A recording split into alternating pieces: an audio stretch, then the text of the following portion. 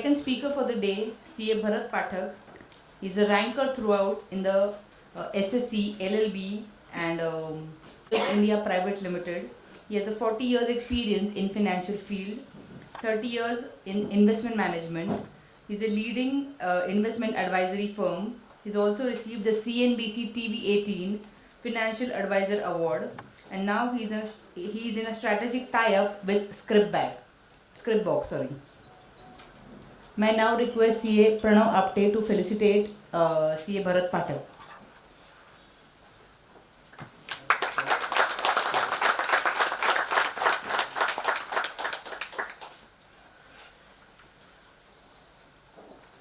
Thank you, sir. Speaker to please start the session.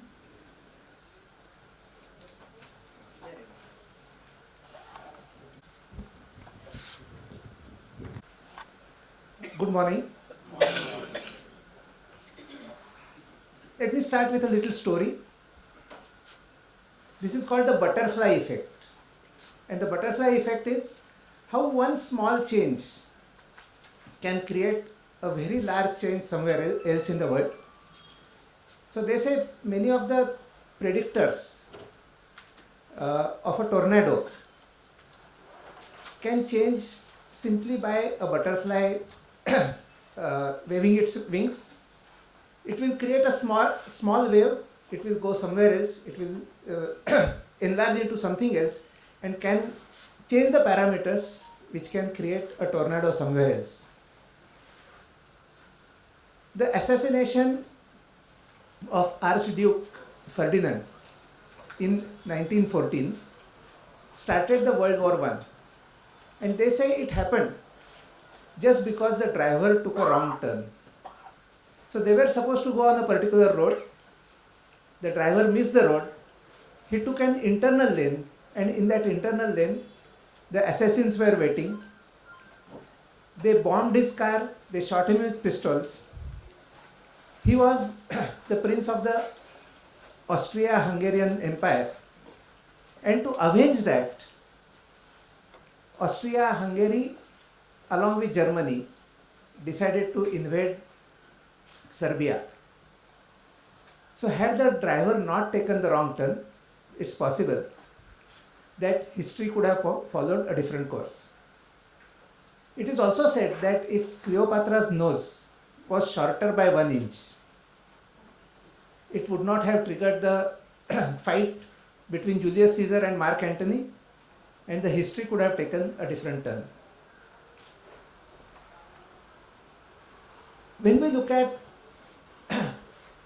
connecting the dots in the future, it is nearly impossible. We all try to connect the dots in history and say what happened in the past and something similar can happen in the future. But the butterfly effect can come in between connecting the dots in the future. And hence, when we say that this is India's decade, it is based on certain parameters, certain observations, certain things which have happened in the world in the past. And if something similar can happen, I think India has the right to win over the next 10, 15, 20, 25 years. How does this relate with the capital markets? Is that if we have economic progress, if we encourage entrepreneurship, if India creates many large companies like what Japan did, like what Korea did, like what China did in the last 50 years, I think investors will make money, entrepreneurs will make money, and the country will progress. But there are certain structural factors that I want to attract your attention to, and this is the reason why I feel participation in the capital markets is going to be very important, because the dice is slanted or dice is tilted in India's favor. If we look at the analogy from football or hockey, it is like saying that we have a penalty stroke in favor of India. To convert it into a goal, we are going to need practice, we are going to need efforts, and we are going to need a little bit of luck. So please keep that in mind, that this can be India's decade provided the alignment of all these factors come in. Referring back to history,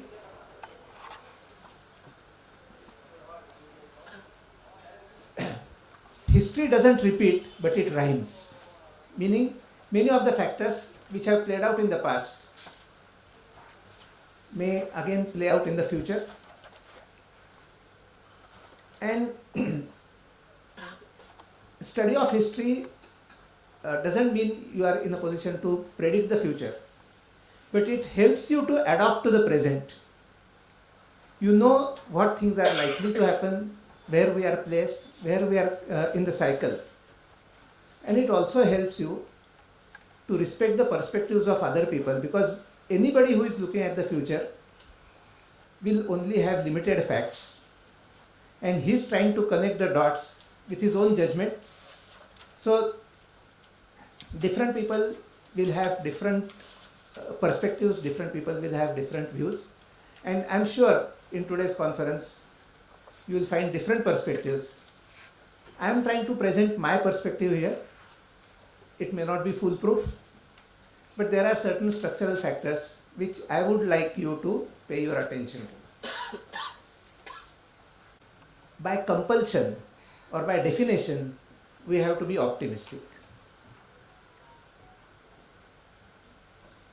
What the investor is doing, investor is conserving today to consume in the future. So unless and until he is optimistic, it will not help him go anywhere. If he thinks future is going to be bleak, he would rather consume today and borrow tomorrow when the future is going to be bleak.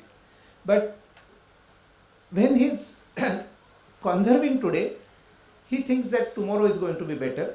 And this is the compulsion of all investors, that they have to be optimistic. There is one more factor here. For an expert, if he is optimistic, people think that he doesn't know anything of his subject. An expert has to look pessimistic, an expert has to criticize, and expert has to focus on various pitfalls which are there. Take the example of Japan. In 1946, if any Japanese economist had said that this country is going to prosper in the next 50 years, our stock market is going to go up 17 times, our GDP is going to multiply, we will be a force to reckon with, we will set the management systems for America. Now look at the situation in 1946. It's a country which has faced 2 nuclear explosions. All its manufacturing has been totally demolished, totally destroyed. Then you have the famine of 1946 in Japan, where the per capita availability of food is only 800 calories per day. So many of us who want to lose weight would find it as an opportunity, but for everyone else it's a challenge. And at that time, to say that Japan is going to progress like this, if somebody had made that prediction, people would have taken him to the psychiatrist, most likely. So if there is optimism, it doesn't go well with expertise, and experts have to be pessimistic. But as an investor, so there is a conflict here. As an investor, I have to be optimistic, and as a student, I have to be pessimistic. I will try to balance both these challenges, and also remind you once again of the butterfly effect, that things are likely to progress in a particular way, but we'll have to be flexible. We'll have to have our belief in entrepreneurship. It is not there was a company which created a transparent, flexible way of borrowing against houses. The maximum limit in those days was 2 lakhs per house. And the kind of wealth HDFC Limited has created over the last 40 years. So looking at that trend, adopting to that trend and taking advantage of that trend, creating a larger good for millions of people. That is what creates wealth, and this is where entrepreneurship comes into picture. Belief in entrepreneurship and belief in innovation. That entrepreneurs will innovate, they will find ways to do things better, faster, cheaper. If how this decade for India is likely to play out. So like all audit reports, I have started with all the disclaimers first. Now I can go to the opportunities. This has made big news. From number 6, we have come to number 5 in the GDP rankings in the country, in the world. So last year we overtook UK. It is expected that in a couple of years we will overtake Germany. In 3-4 years time we will overtake Japan to become the 3rd largest country by way of GDP in the world. Here we are looking at the aggregate number. So the 3 trillion going to 3.5 trillion, going to 3.7 trillion, going to 4 trillion. If this pace continues, we are a country which is growing at 6%, which is an unbelievable rate for anyone else in the world. Any large economy cannot even dream of growing at this rate. China is growing currently at 3.5-4%. With the exception of last quarter, US is growing at 2-2.5%. Germany grows at 0.5%, Japan grows at 0.25% in terms of GDP. So when our relative speed is higher by 6%, it's only a matter of time, and this matter of time is next 3, 4, 5 years, irrespective of elections, irrespective of government. As long as we get a government which doesn't come in the way of economic progress, I don't see why this journey from 5 to 4 to 3 is out of our reach. At this point, let me also tell you something about the expectations from governments.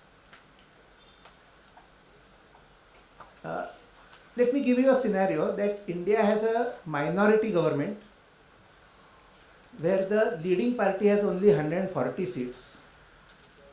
This minority government is supported by leftist parties, communists from outside. They don't want to be part of the government.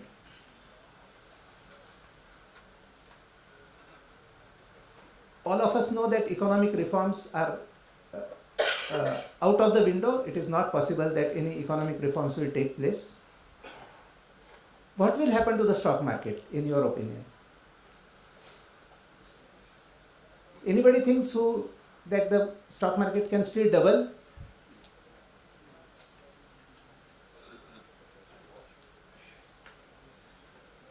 So this was the position at which India was in 2004. You had UPA won with 140 seats to the Congress, supported by communist parties from outside. The stock market index fell from 6,000 to 4,200, the Sensex.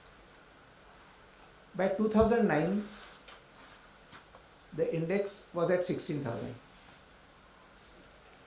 So even with this kind of a minority government, because of earning growth, because of economic growth, because of global liquidity, we saw the stock market going from 4,000 to 20,000, but you can say from 6,000 to 16,000. So it fell from 6,000 to 4,000, from 4,000 it went to 20,000, from 20,000 it ended at 16,000. But we had a market which practically trebled over this period.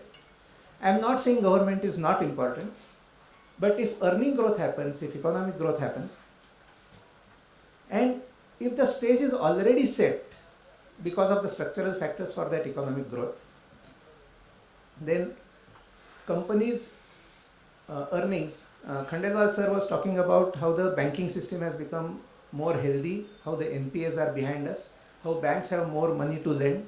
how money is coming into the economy. Risk capital is coming into the economy through IPOs, through SIPs, through EPFO, participating in the capital market. So this is India's 401k movement, as they call it.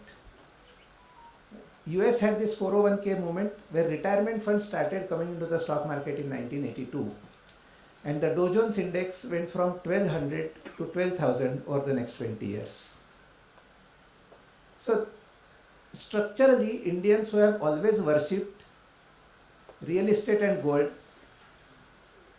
rest of the money they were putting only in bank FDs, have woken up to the opportunities in the capital market, and they are putting $2 billion a month by way of SIPs into the market.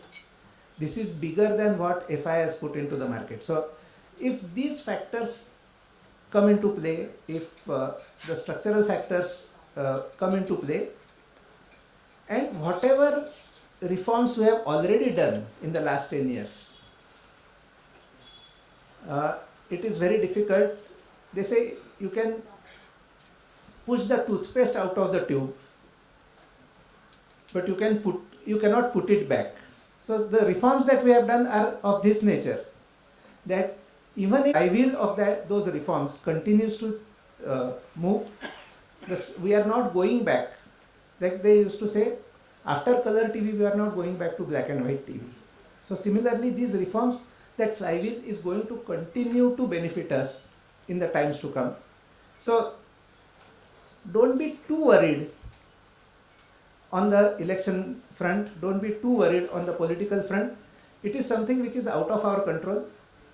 But what we can do is look at companies, look at the earnings growth, look at the revenue growth, look at what is reasonable price earning ratio, and continue to participate wherever there are opportunities. Believe in entrepreneurship, believe in innovation, believe in the power of equity. Now I come to the demographics, the structural factor number 1. The working age population is calculated as people in a country between the age of 15 and 64. So these are the working hands, those who can be employed, those who can work.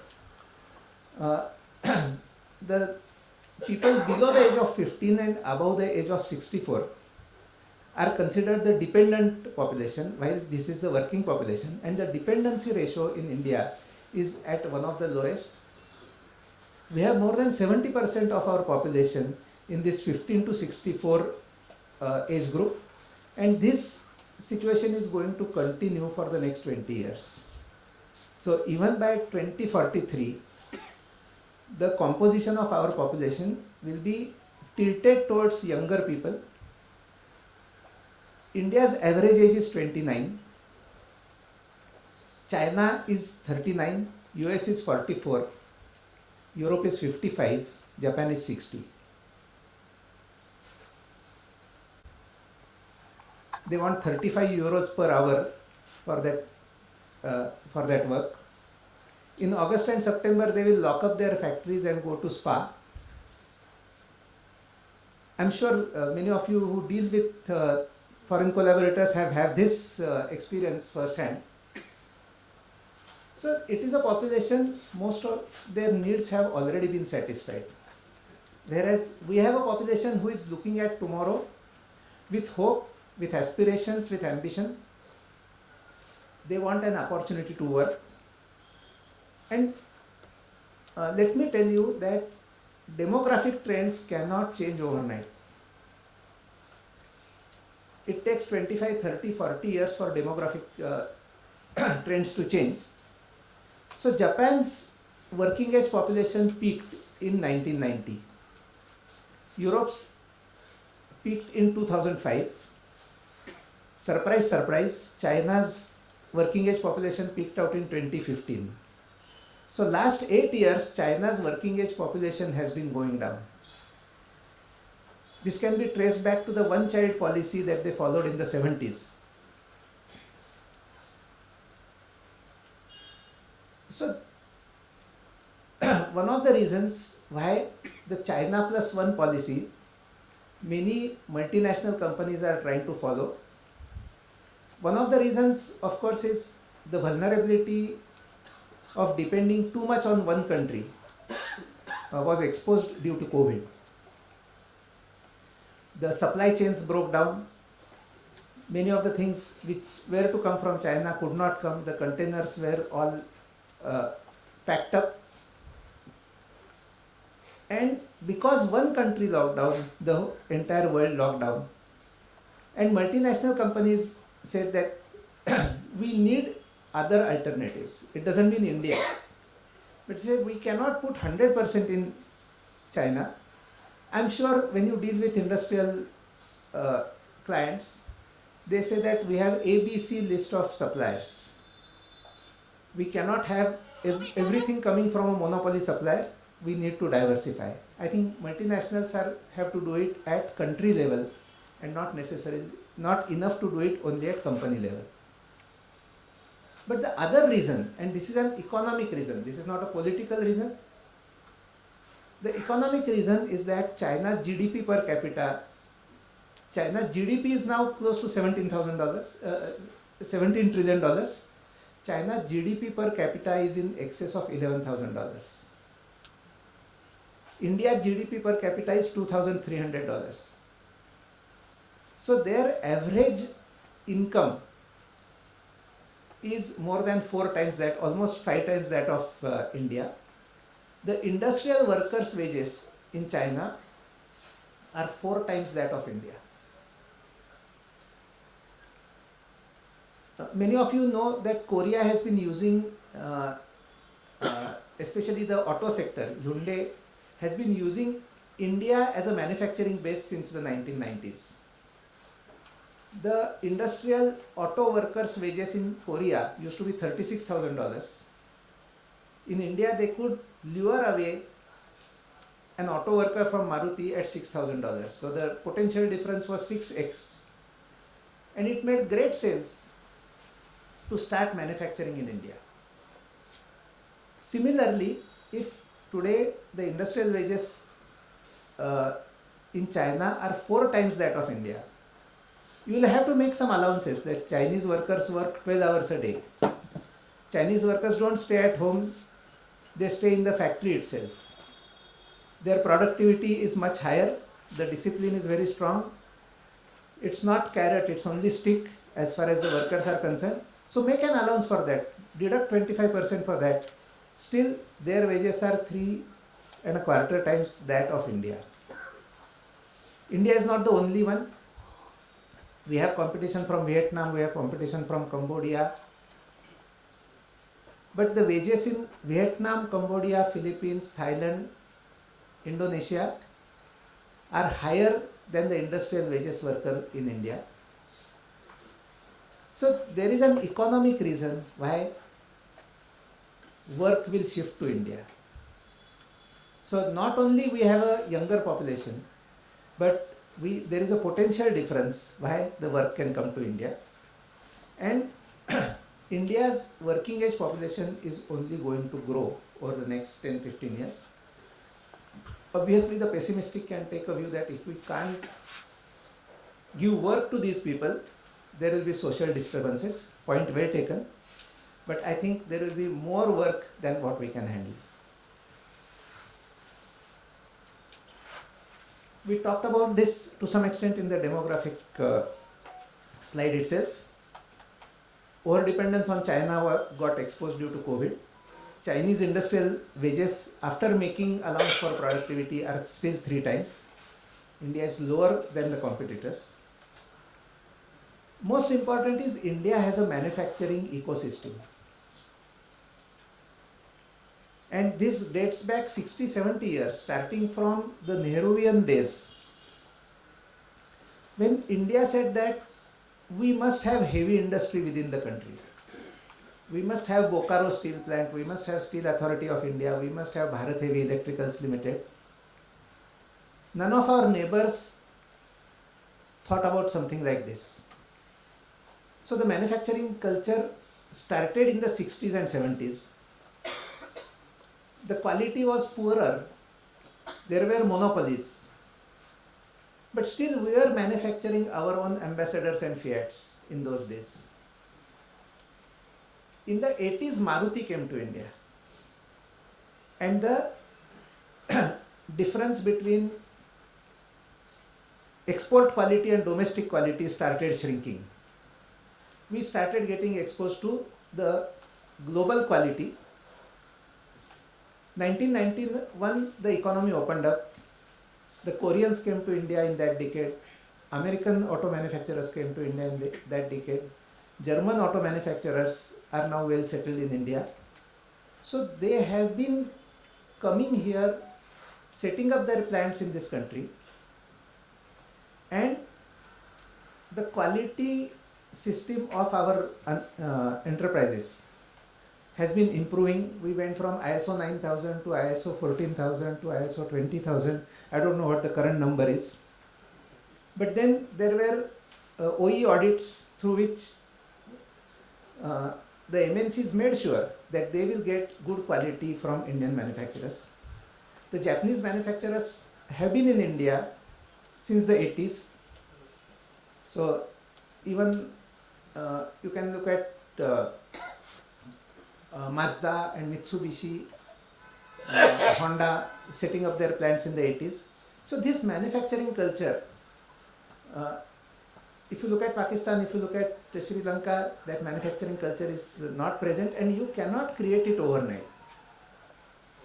So with this, I think we are on the threshold of exploiting some of the global opportunities. India's share of global merchandise exports today is only 2.5%. But this is where China was 20 years ago. When China peaked out, they were 16% of global merchandise exports. Manufacturing cannot suddenly scale up like services. In services, India has scaled up very well. In services, India has proved that our credibility is in place, Indians can be trusted. And now this can extend to manufacturing. If we can go from 2.5% of global exports, increasing 0.5% every year, to 7.5% of global exports over the next 10 years, then manufacturing resurgence in India is what we will be able to see. Currently, services contribute 65% of our GDP. Agriculture contributes about 13% of our GDP, and manufacturing is limited only to 16%. There always has been an aspiration and ambition that manufacturing can go to 25%, 26%, 27% of India's GDP. But I think that movement is around the corner for us. 0.5% of global merchandise exports in today's terms is about $120 billion. $120 billion is close to 3% of our GDP. So if we are able to start adding that, our GDP starts accelerating by 1.5 to 2.5%. And unlike services, when you get revenue of $120 billion into the country, you also get FDI of $120 billion in the country, because you need to set up a manufacturing plant. You will need brownfield plants, you will need greenfield plants, you will need to expand the manufacturing capacity, for which equivalent amount of FDI starts coming into India. That helps our currency to remain stable, that helps to keep our balance of payment, the current account deficit, to remain in place. So I think resurgence of manufacturing is one theme which we cannot ignore. There are 3-4 additional factors which help this. Was a landmark watershed budget as far as the company tax rates are concerned. So now corporate tax in India is below 25%. Look at the situation earlier than that, we were at 35%. our tax rate, corporate tax rate was highest in Asia. From there, we came to lowest in Asia. So Singapore has more corporate tax, China has more corporate tax, many of the other Far Eastern countries have higher corporate tax. We are at below 25%, 22%, but I'll not go into the surcharge and cess, etc. But the lowest level of corporate tax, and if you set up a new manufacturing unit, it is 15%. So this is a big boost. The PLI scheme is a big boost. Defense indigenization is a big boost. And these are the factors which are contributing, which are making India to be an attractive destination to set up a plant. Again, not everything will come to India, but high quality manufacturing will come to India. If you look at even some of the Indian companies who are conquering emerging country markets in other areas of the world. Take Bajaj Auto's example, that with two-wheeler exports, in Africa Bajaj is the preferred brand, in South America Bajaj is the preferred brand. They are much cheaper than the European brands, and in quality they are far superior than Chinese brands. So manufacturing in India has always had this potential.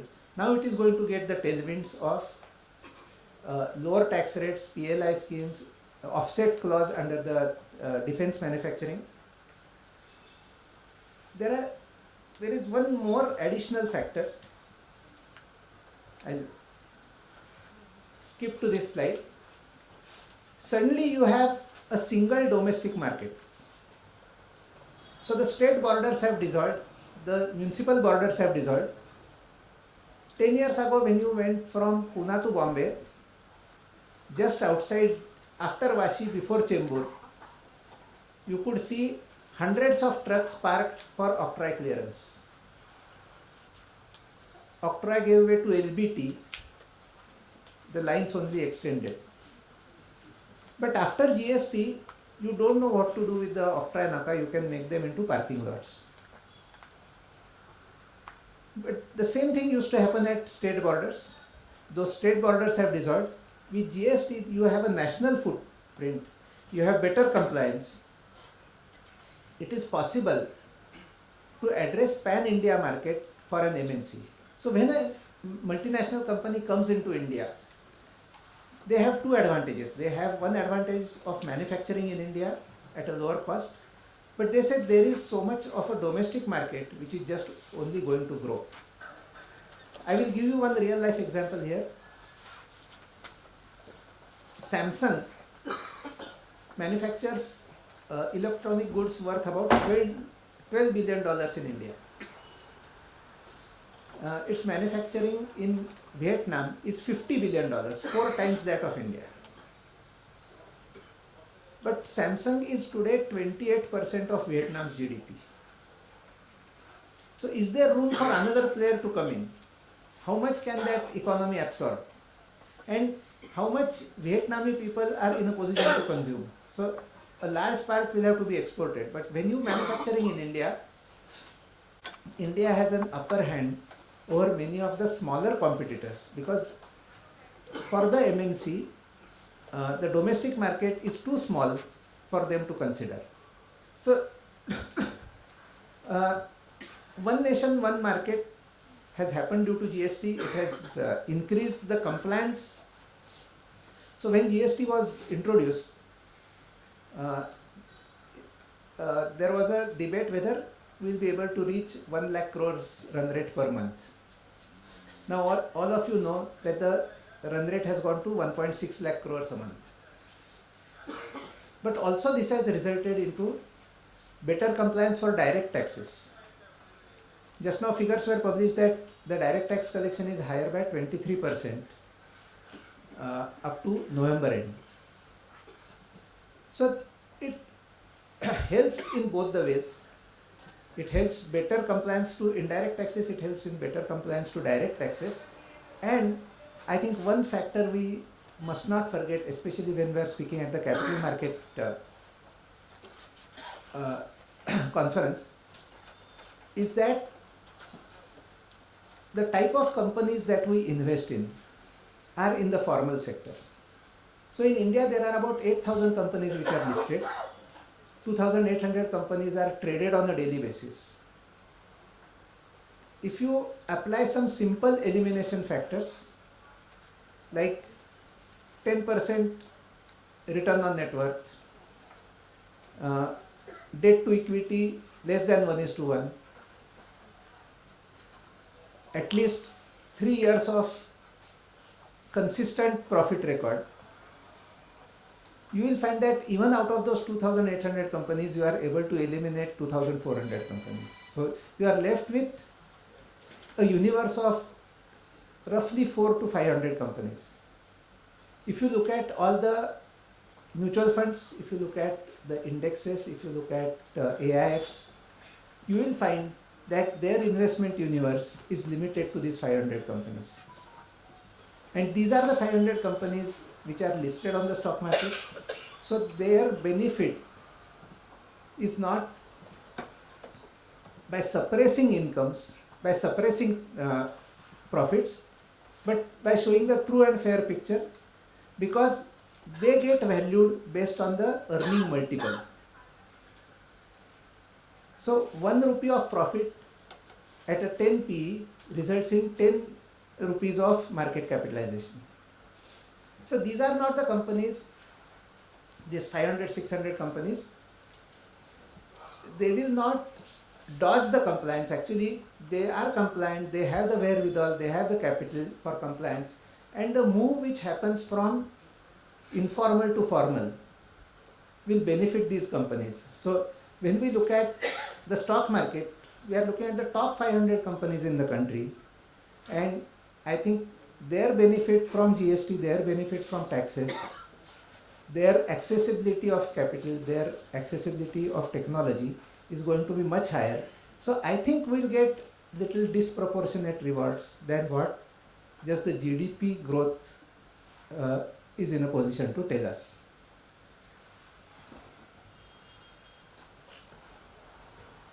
Other big things which have happened in India is the growth in infrastructure. One of the key problems in India after many of the opportunities that we talked about is the high cost of logistics. So in the Indian situation, the cost of freight, cost of warehousing is much higher than many other countries, and with productive infrastructure investment, we are in a position to bring this down. I will just illustrate this with the example of the dedicated freight corridor. Anywhere in the world, the cheapest mode of transport is waterways. The second cheapest is railroads. Then road transport comes into the picture. In India, we have been living with a paradox. Passengers and goods share the same rail track network.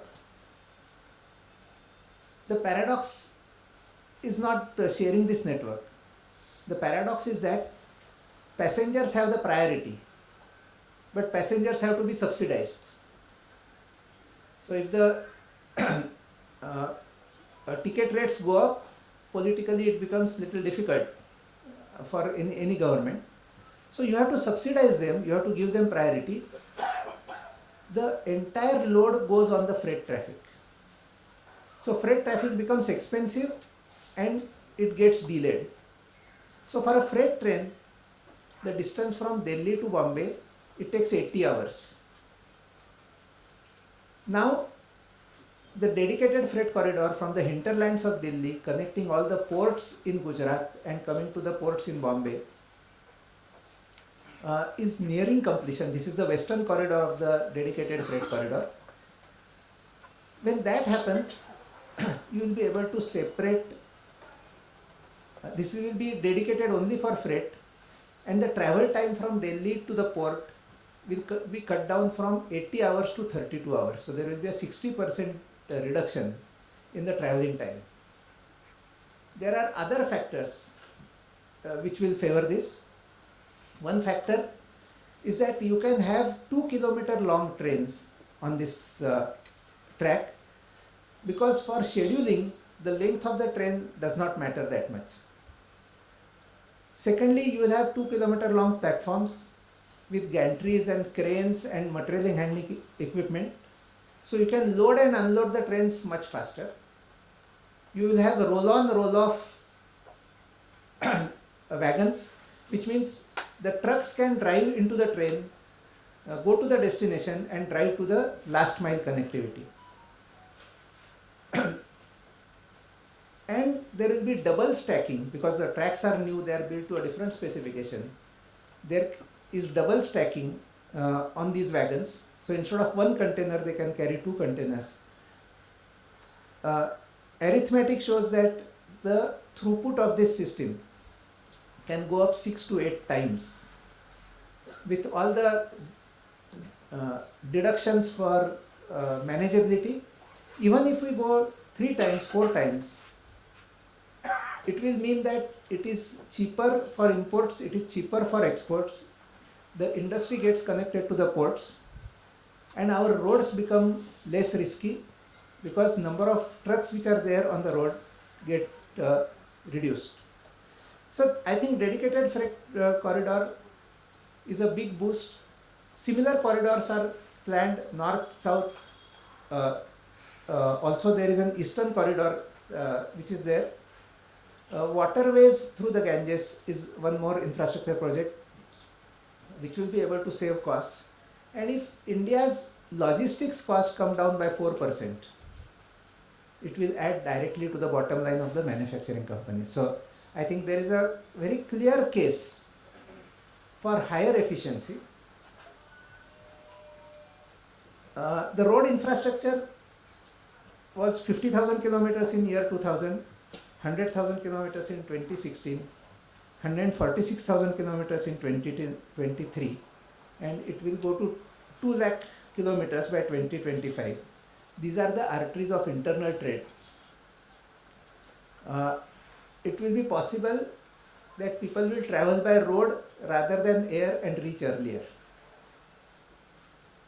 So Delhi, Jaipur, nobody needs to take the flight, go to the airport, go through security, waste 1 hour, travel from, he'll be in a position to drive from Delhi to Jaipur in a shorter time. One of the key vulnerabilities of India is the energy costs and our dependence on fossil fuels, imported fossil fuels, is a thorn in the flesh for us. So one of the challenges which I'll be again mentioning there. Now if we are a country which is so fortunate that we have sunlight for 270 days in a year, and we have sunlight from 8 o'clock in the morning to 4 o'clock in the evening, from which we can get the power. Very few countries, all European countries, you can imagine how much less solar power they get. So we are in this fortunate situation. It comes to us for free. There is no import cost for sunlight, and the sunlight itself will be able to convert into energy.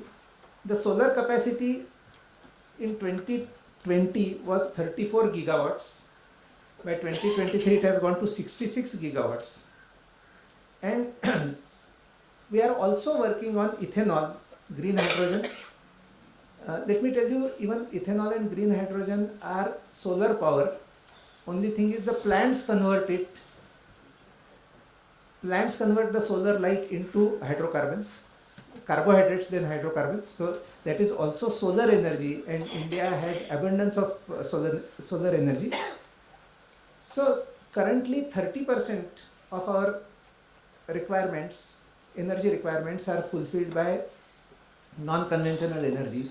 This will rise to 50%. So both non-conventional and conventional energy consumption the capacity and the throughput will be same by 2030. And I think this is going to be a big boost for our current account deficit. This is going to be a big boost for our energy dependence, and from a strategic standpoint also our over dependence on some of the global factors. We have talked about the GST single market. How do you know somebody you meet on the road, you see in the shop, who is a non-resident, who has travelled from America, who has travelled from UK to meet his relatives here? So very simple way of finding out is somebody who is paying by currency is a non-resident. All the residents, whether they are literate or not, they are using UPI for their payments. It's a giant leap for India.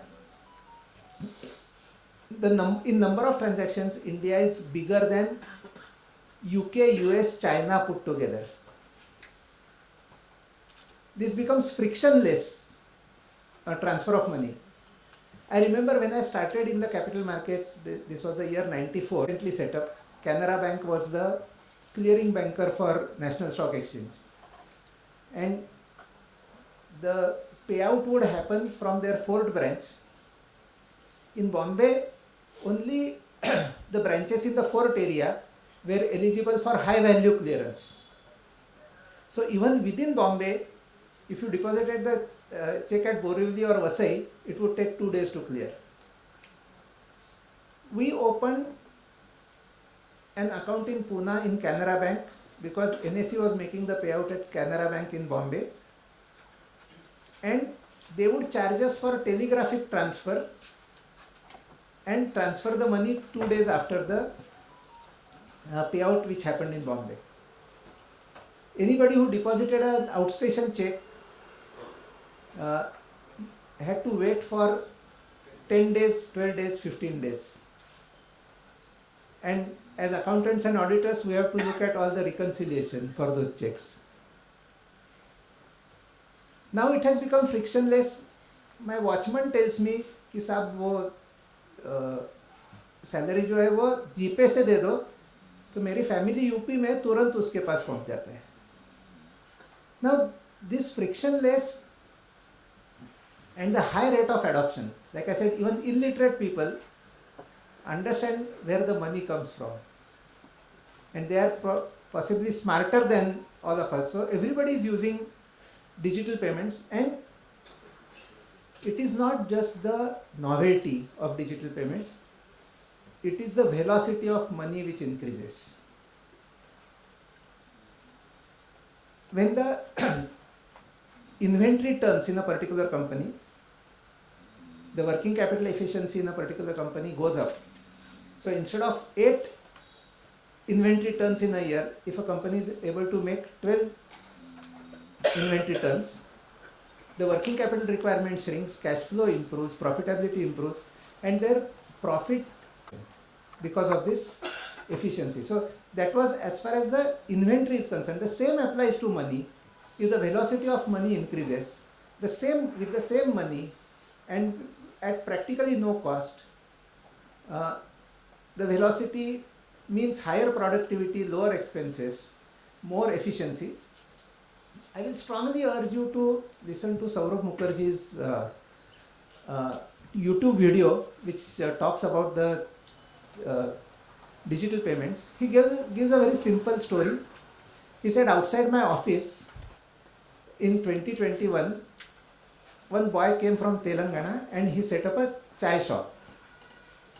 On the first day, he put up a sign that no cash, no debit card, no credit card, only UPI payment. So Saurabh Mukherjee said, I asked him that, don't you think you are committing suicide by doing something like this?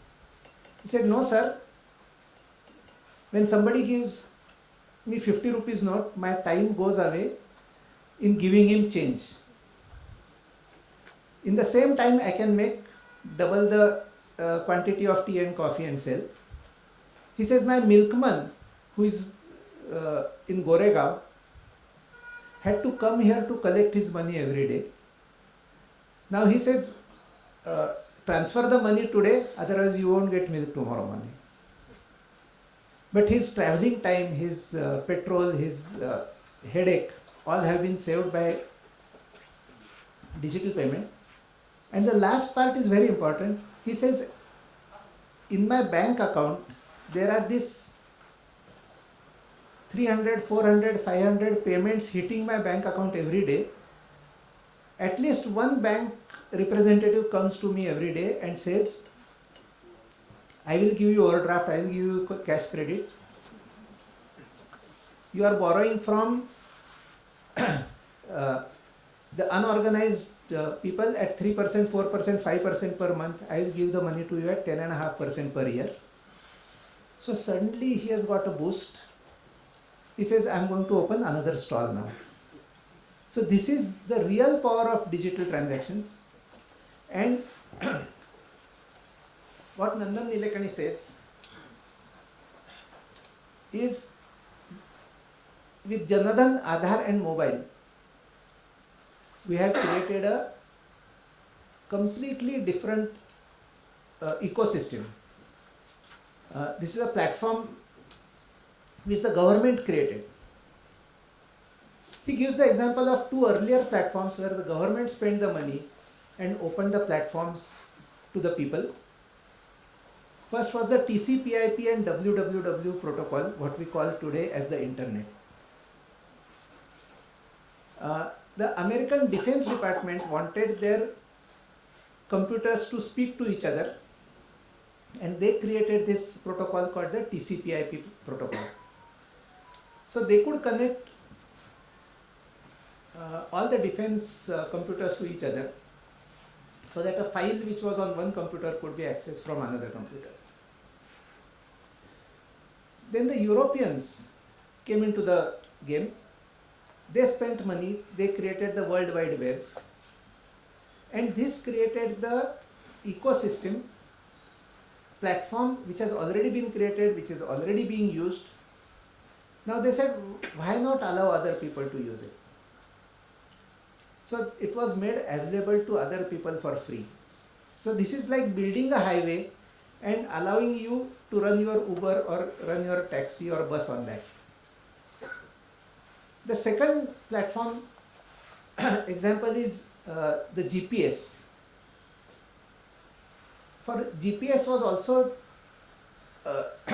created for defense purposes, for tracking the movement of the vehicles. But then it was made available to everybody. Because of internet, many companies got created. Because of GPS, many companies got created. Because of the combination of two. So when you look at Uber, Uber is a combination of internet and GPS. You can find the location, you can find the order, you can how to find a taxi is a problem, how to find a customer is a problem. Both problems are solved, and where to go, that problem is solved. The Janadhan Aadhaar mobile platform, Nandan Nilekani asserts, is a platform of this potential. It not only tells us what you can do, but who is doing it. So it has given identity to the person. This identity itself was missing.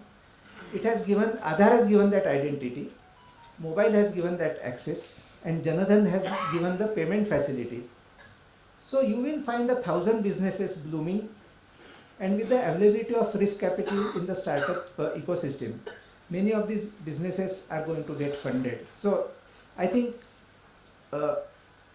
our imagination may not be able to grasp the kind of potential that this jam trinity will give us.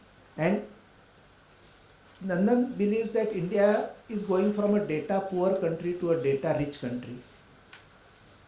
We all worry about data privacy, but one of the factors is many people will start knowing their own data which earlier they could not find. To give you the tea stall vendor's example, he could not prove his turnover to the bank earlier. Now he has a proof of his turnover. So he now has a validation, he has a proof, evidence of his own data. So in a way he has become data rich, and it is going to open doors for him.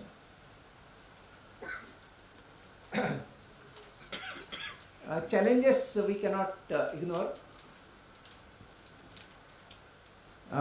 Energy is one of the biggest challenges. What has happened is the world has been moving to the ESG method. So environmental, social governance standards are being put, and hence new investment in fossil fuels is not coming. New investment in the oil sector, coal sector is not coming. So whatever investments have been made in the past, if new investments are also not coming in mining, because the amount of energy that you put in creating a mine, exploration, it is not considered eco-friendly. So capacity is limited. Last 10 years no new investment in the capacity has happened, and if we decide that the investment has to start today, it will not fructify for another 10 years. So in this period of 5-10 years, before on one hand we say that we will have solar, we will have wind, we will have green hydrogen, we will have ethanol, but till we reach there, if there is a disruption on the oil side, it is going to have a high impact on India. The impact is not as high as it would have been 15 years ago. When we were 1 trillion economy, the percentage of oil bill as a percentage of our GDP was much higher. Today it has come much lower, but still it is something which is going to pinch us. And that is why when couple of years ago the Russia-Ukraine war broke out, oil went to $140 per barrel, and there was worry what will happen in India. If the inflation shoots up, it upsets the apple cart on a number of sides. The Israel-Hamas conflict appears to have slowed down currently, but if that escalates, and if other countries throw their hat in the ring, if China comes in, if Iran comes in, if US comes in, and Iran is critical here because the Strait of Hormuz, 60% of oil transport in the world takes place through the Strait of Hormuz. You will remember even just after COVID, I think in 2021, there was a problem in the Suez Canal, and the Suez Canal got stuck. Luckily it got resolved in 7 or 10 days time. But if there is a political situation where the Strait of Hormuz gets blocked, then it can hurt us, it can give, oil can shoot up, and it will be a painful situation. So when we are looking at our investments, I think some of these factors will have to be taken into account, and also how the portfolios can be created where they can benefit from the challenge rather than just only being hurt from the challenge. So there will be ways of hedging, meaning not through derivatives but through different portfolio positions. So this is one aspect. This is a big challenge. I also spoke about the geopolitical situation briefly. Russia-Ukraine, it has become a permanent war now, no longer in the news. Middle East issues, Middle East has been boiling for the last 60 years. If it escalates, there is a problem. But we must understand we are in a new multipolar world. So earlier the world was very easy to define. US was a consumer, China was the supplier. Now China will also become a consumer. China will have political ambitions. Any country which is number 2 always wants to be the number 1. And it will throw its weight. It will create pressures in different ways. So new alignments will have to happen. We'll have to protect our sovereignty on one end, at the same time be part of different combinations there, new alignments will have to happen. If this is not done, countries face great economic stress if the geopolitical situation worsens. I'll give you one example here to drive home my point. In 1991, India's GDP was $260 billion. So it is up 12 times in the last 30 years. Russia's GDP at that time was $520 billion. Today, Russia's GDP is lower than that of India. Russia is at $2.2 trillion. India is at $3.7 trillion. Now, Russia has all the oil that it needs. It exports oil. Russia has the largest nuclear arsenal in the world. It has more nuclear weapons than what America has. In technology, Russia is not behind. It can hack any computer. It can influence even the American election. But with all that, why India's growth is higher, why India has progressed from half of Russia to 1.5 times that of Russia, and the reason is very simple. Russia has been engaging in number of political annexations, trying to take over Crimea, trying to take over Chechnya, trying to take over Ukraine. And when war happens, economic progress for a country as a whole takes a back seat. So, in a multipolar world, so far we have seen that India has been able to maintain its stature. It has been friends with the West, it has been friends with Russia, it has been friends with the Middle East, and it has been looked upon to provide some amount of leadership in these areas. If we are able to continue that, this challenge may not be as harsh as it can become otherwise. But please remember, this can come in an unpredictable form, and this is a challenge which we cannot overlook. Challenge number 3 is global recession. Till October 22, the din and the buzz around global recession was very high. It seems to have quietened down to some extent in the last 2 months. But I don't think this is a problem which is going to go away. 50 years of money printing. So 15th of August 1971, America broke the bond between gold and the US dollar. Till that time, the US dollar was backed by gold. Any of you know why the dollar is called the greenback? It is a parody or a spoof on the American dollar. They say it is now backed by the green ink on the back. So it is just a piece of paper, come to think of it. But jokes apart, this money printing over a period of time may go into some kind of an end game somewhere.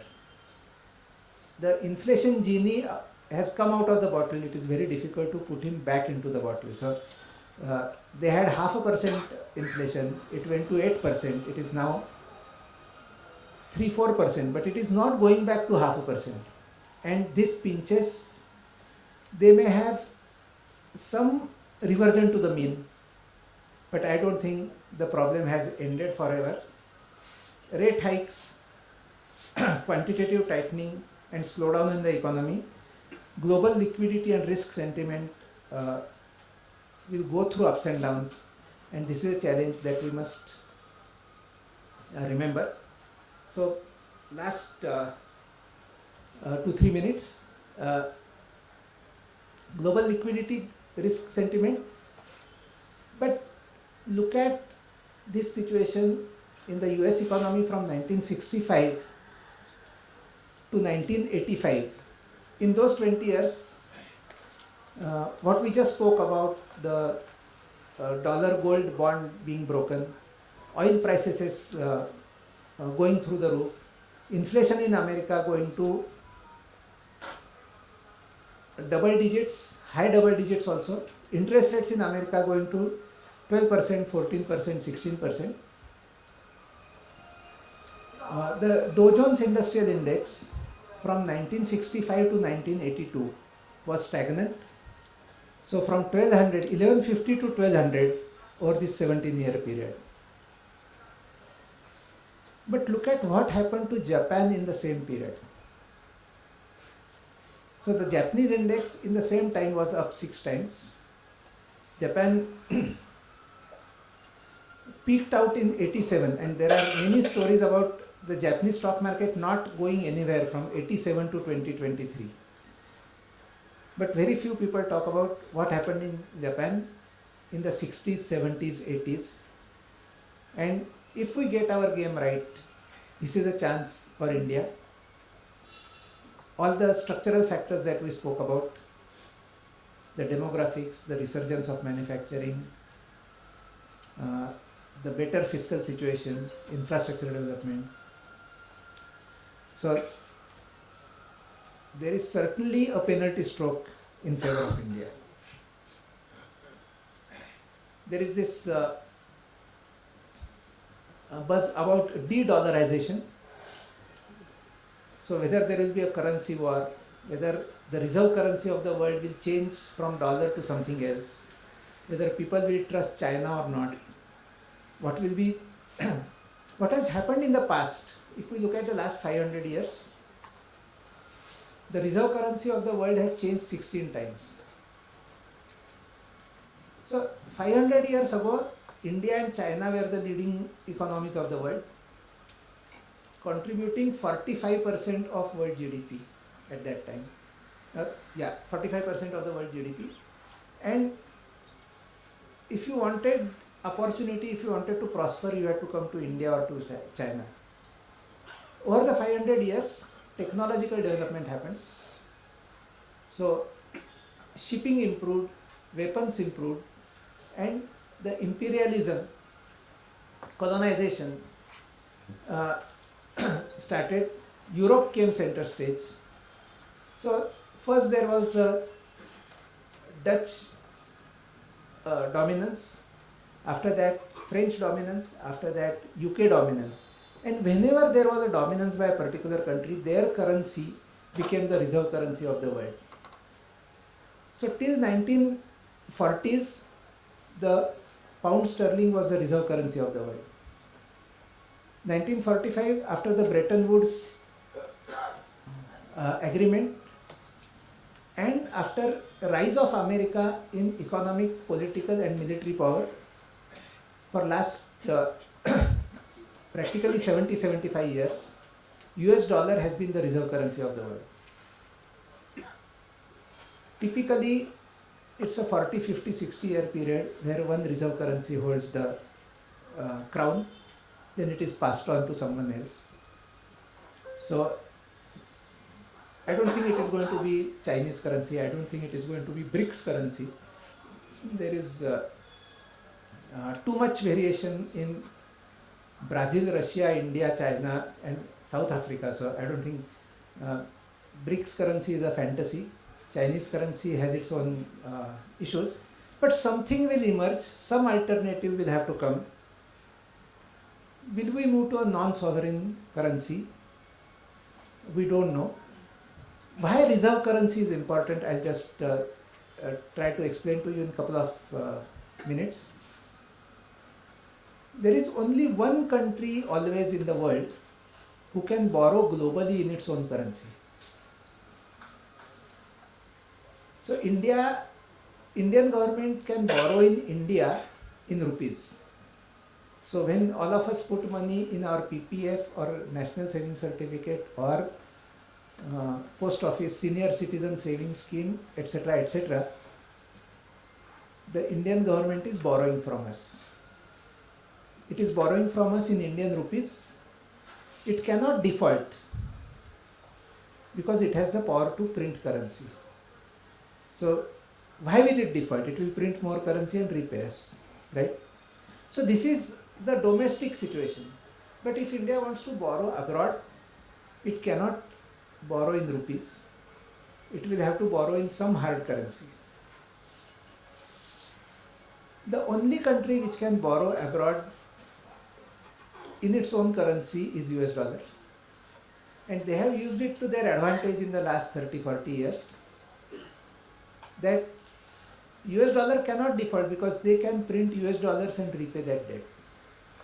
But there is always only one country in the world who holds this crown, who holds this power. And where does this power come from? The answer is very simple. जिसके पास बंदूक है उसका check लेना ही पड़ता है, उसको cash insist नहीं कर सकते. So America has this enormous military power with which they can twist the arm, but there is a finite limit to that. How much they can print, how much they can borrow, if their GDP growth is not there, their debt ceiling keeps on going up. So you will remember about 4 months ago, it has been raised to $31.5 trillion. So it is more than their GDP, their debt ceiling has been raised. And they keep hitting this ceiling all the time. The government again extends it. It has been extended 105 times in the last 20 years. Only sometimes there is a drama and it comes in the news, but it keeps happening. So they borrow more and more in their own currency. So at some point, if this changes over, what will be the situation? Let me tell you only one thing, that these currencies have a life of 40, 50, 60 years. There is one currency which has had the life of last 5,000 years, which is gold. And there again, India is in a very strong position, because it's not the Indian government, but it is the Indian households which have always believed in gold, and possibly more than 12 to 13% of the world's gold reserves are held in India. So yes, de-dollarization can be a problem. It will not happen overnight, but I think over a longer period of decades, it is inescapable. We'll have to figure out how it plays out. Last slide, the CA's world. We say we are in a VUCA world. So on the left hand side, we have volatility, uncertainty, complexity and ambiguity.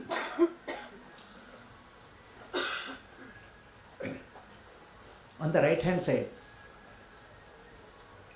CAs can take care of this by vision, understanding, compliance and agility. And that is why it is always a pleasure to come here and speak to an audience of CAs. CAs are the people who can count. So Warren Buffett has a famous quote. He says there are 3 types of people in the world: those who can count and those who cannot.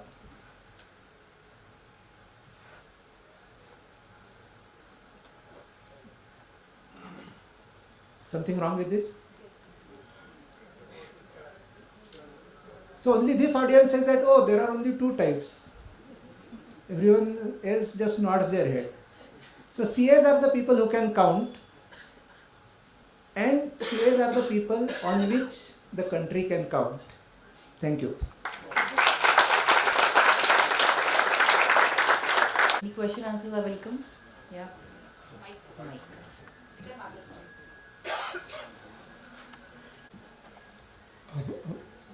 So Bharat, thanks for that wonderful insight you have given us this morning. I know there's a capital market discussion and conference, but I would like to share some, let's say, personal note on which I want to, and being an investment banker and of an international cadre, some of the things which I want to share on this podium is, of course, in the challenges list, I was waiting for that thing to come, but I didn't see it. That's why I'm bringing it out. What I'm seeing is a dangerous trend emerging, where growth is happening, everything is going good. We are all part of the great Indian success story, and we are lucky to see it happen in our lifetime. Okay, I use that word because some 30-40 years you and me would have read the word computers only in the dictionary. Okay, but today we have seen it evolve and seen it grow. Sir, India, unfortunately, with the amount of investment which it is doing and done till date, I don't see that investment happening, especially in the agricultural sector or the farming activity. Because what I'm seeing, like I said, today we have the infrastructure development. Of course, we are part of the BRICS, and BRICS model is very much evident here, where all the growth happens from the infrastructure side. Today, I can say with a bit of anxiety that the cities are growing and the villages are shrinking. The people who were doing farming earlier, their numbers are shrinking. The children of the farmers do not want to continue doing it. They want to come to the city, get better educated, and let's say get higher educated. He may want to be an IT professional, not a farmer. Let's say, for example, he comes to Hinjewadi, he joins the Infosys Wipro, he's become a good IT professional. One or two projects outside, he started minting his money, earning in dollars. What's happened? He first brings his family in, first sector family. After that, he's growing. He feels his mama who helped him in his studies, he should also be brought. So over a period, that influx of the farming community into cities happened. Now, there starts the first problem of growth. To accommodate them, we have to build infrastructure for them. The housing society, of course, the developers are the most happy. They are expanding over the last 20, 30 years. We have seen how a city like Pune grew. Even on the expressway, even reaching halfway, earlier we used to think Talegaon was the ultimate, but it has already crossed all that. It is growing up. Someday, Bombay and Pune will someday have the same influence. That's bound to happen. So, what's happening is, today with the infrastructure, let's say the roads, the beautiful roads, of course, Mr. Nitin Gadkari, personally I'm saying, I'm very happy with the way he's progressed. And he's got a vision which he's built upon. Every day, X number of kilometers are getting built, which is really good happening. You said something about the corridor, the infrastructure corridor. Movement of goods and all is happening. Everything is going good. But I'm sorry, I don't bring that Wall Street Journal's quote. The acreage of farming in India is coming down, which is high trend. Earlier the land space which was getting used for farming is coming down, which is today we are importing of basic food grains. I have to share a personal anecdote because in 97, 98, if you recall, we had the Southeast Asian crisis, and everybody was very worried that will India be affected by it. Everybody. And I had a chance to meet the then chairman of ICICI, Mr. Wagun. And as usual, being slightly young and energetic, we used to have the basic question, will India be affected? He looked at it, why? And our answer was, why not? Everybody is affected, we will be. He said, no.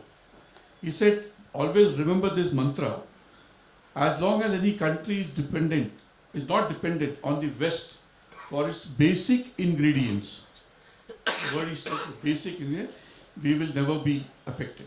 You talked about the recession coming in, we'll all over it. But look at the imports we are doing on the food front. You may grow, you may mint money, you may make a lot of money, but unfortunately you need 3 times food. How is that food going to happen? From where is that food going to really come? Every year, when the budget comes, I look into that area for the last 5, 6 years. What is the investment happening? As an investment banker, globally, I'm saying, I don't see investors wanting to invest into India agro sector or India. They said you people are not equipped. They give me examples of, look at the US. They do something which is called industrial farming. You should have that sort of a mentality of, okay, let it go waste. You can feed your cattle. But please consider on that. This is something, I'm sorry I'm saying, I think I take your time, it was slightly off the thing, but a concern which is there at the back of the mind. I think somebody, like you said, we should be vocal. And I think we should be vocal, the time has come. And if we as a body, we as a fraternity, in case we can do something for it, there's nothing like it. Thanks, sir.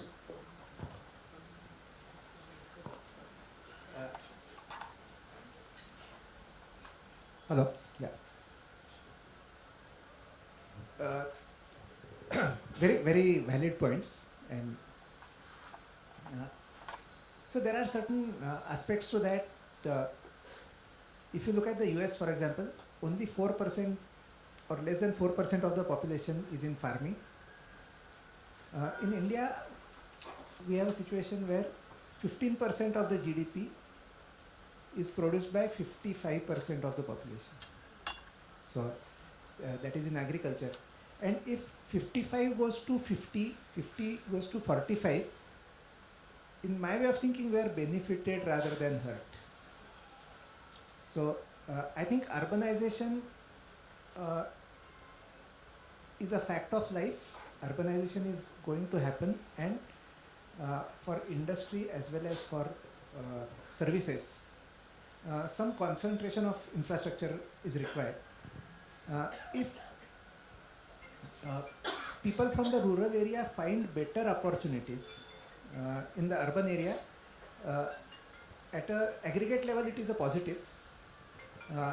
I fully agree that we cannot ignore agriculture, but if we can go from 55% people creating that agriculture to 35% over the next 20 years, I don't think we'll be disturbing our food bowl to that extent. Of course, warehousing, logistics, cold chain, market reforms, the farmers will not go into that. But private sector investment into farming, controversial subject, cooperative movement, there can be various ways of doing it. I'm sure the concern is definitely there, and I feel that it will get addressed.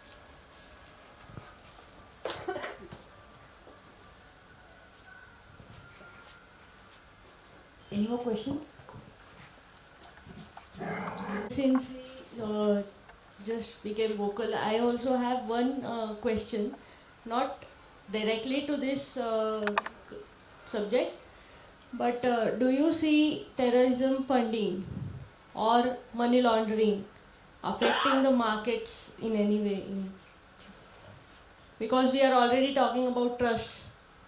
There are major steps being taken. So is something coming up in stock market we also should be concerned? So we always have to expect the unexpected, and if it's unexpected, how can we expect it?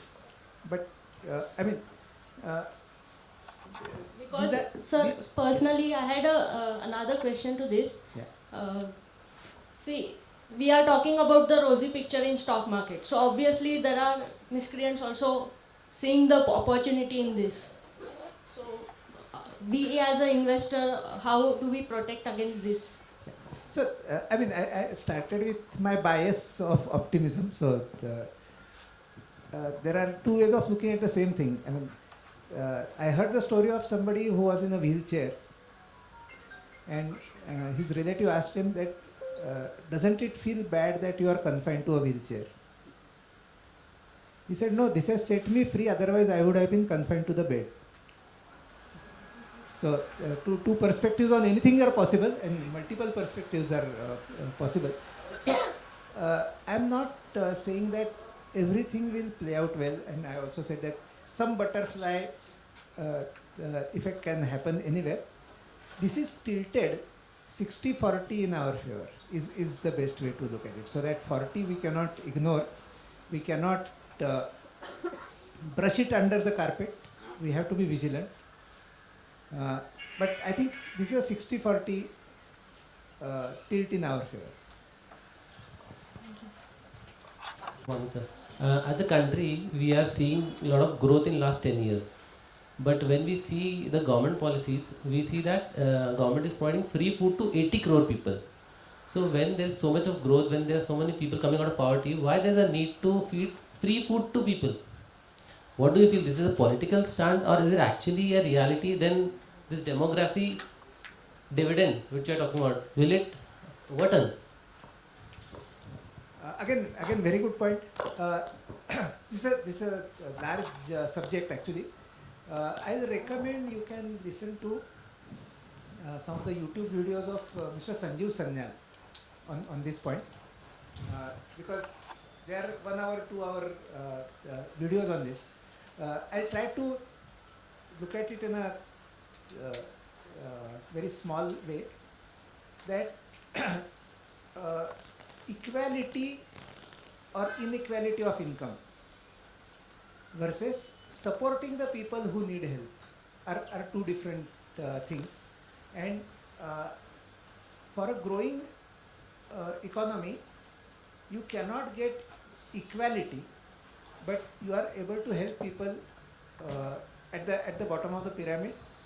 And on the food part also, let's keep in mind, I mean, again, it can be completely different than what we spoke a couple of minutes ago, is that the buffer stocks in India were ballooning, and we were feeding the pests with that. The grain was decaying, and then the thought is, why can it not be given to the people?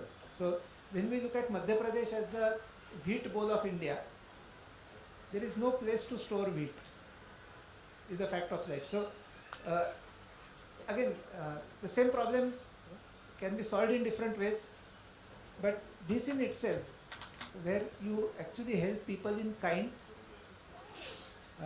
is not necessarily a bad way of organizing this policy. But like I said, it's a huge subject, and I'll have a limited insight on that.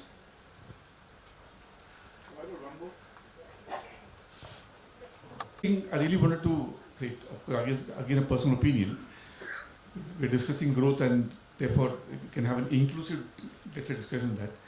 I see growth as a model can come up especially in the Indian scenario, through the MFIs. You know, I am a great proponent of this, what the Grameen Bank did in Bangladesh. That was where, it has really helped. You can say it's not only the lower strata of the society, it had done something called the women empowerment and really helped people need. And today, because I deal in those sectors, the recovery rate, imagine, sir, it is around 98 to 99%. Compare that with the NPS of some of the large PSUs here, much bigger. And saying it is small amount, and they don't borrow huge amount. They just borrow 25,000, 30,000, do small business, and the rotation is big time. I can see growth happening and growth coming in a faster way in that model. And actually, tech-enabled MFIs and the payment banks, they are also advancing this very fast. I mean, where the PSUs leave a gap, where the cooperatives leave a gap, I think that gap is being filled by the tech-enabled microfinance institutions. So small banks are a great necessity. I fully agree with you. Sir, what parameters you see while picking up stocks for long term? What different parameters you see?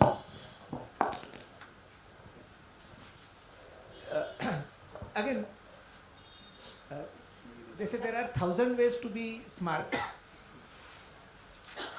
and 1,000,000 ways to be dumb. So there can be different ways of picking up stocks, and somebody who is not able to give a lot of time for researching the companies, he should follow the science of exclusion rather than the art of inclusion. And I'll try to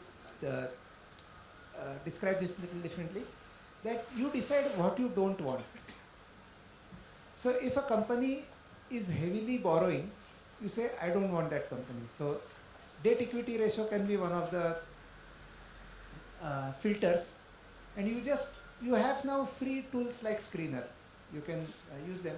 You say, I want debt equity ratio of less than so and so. Then the second thing is this company creating creating economic value? So the cost of equity versus the return on equity. If the return on equity is high, many people tend to believe that equity is a free capital. It is not. It is more expensive than debt. And if I am creating a value which is higher than my cost of equity, but let's keep it simple, at least double digit ROE कर रहा है कि नहीं, debt to equity ज़्यादा है कि नहीं. Third aspect which I just discussed some time back, at least 5 years of consistent profit track record or positive cash flow track record.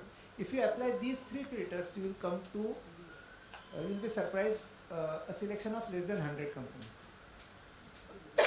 Now within that, two things, I mean, if you are interested in this, you can say that, let me try to understand the business model, revenue model of that company, how it makes money and why that cash flow will grow. So what are the growth opportunities, what is the competitive situation in that industry, competitive situation for that company. And then the last thing obviously will be, is the price justified? Am I paying too high a price to buy this company? Because the greatest of companies, if I pay too high a price, I'll be better off in a bank FD. Does it, yeah.